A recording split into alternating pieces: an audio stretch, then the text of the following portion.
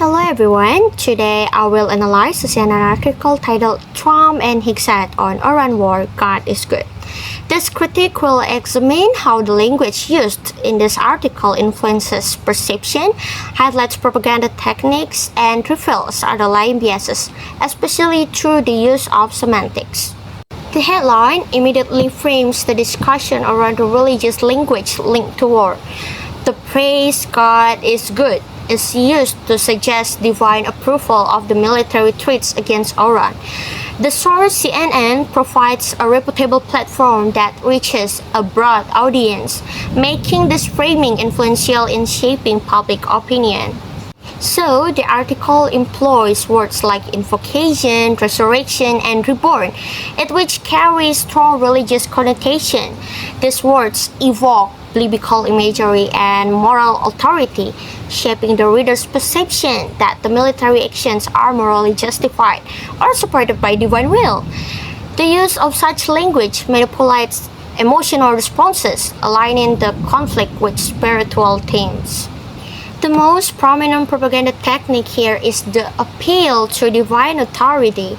By invoking God and biblical themes, the leaders attempt to legitimize their threats, making it seem as if their actions are morally supported by divine power.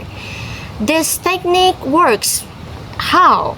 By influencing the audience's subconscious association between the faith and moral righteousness, thus manipulating perception of justice. The article uses euphemistic language such as complete demolition, destroying bridges, and out of business is to soften the brutal reality of war and violence. Phrases like "we don't want that to happen" is mask the aggressive threats, creating a false sense of restraint.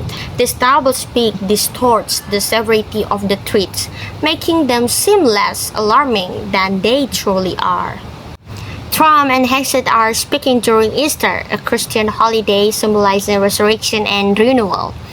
By linking military violence with Easter imagery, such as reborn, they are appealing to shared religious values. Their language is strategically aimed at both domestic and international audiences, emphasizing divine support and moral righteousness, which influences how the message is received. Analyzing this rhetoric reveals that it often masks the reality of violence with religious language. While invoking faith can inspire hope, but in this context, it is used manipulatively to justify aggression. From a Christian worldview, true faith promotes peace and justice, not violence justified through divine support. Recognizing this distortion is important because it helps us critically evaluate political rhetoric and avoid being manipulated by emotional or religious appeals. In conclusion, it's important for me and also the other to recognize that these linguistic choices can obscure the truth and promote a biased view of conflict. As students of language, understanding these techniques enhances our ability to analyze text critically and resist manipulation. Recognizing this semantic manipulation is vital in fostering moral and ethical awareness. Furthermore, developing this awareness empowers learners to become more critical and responsible communicators.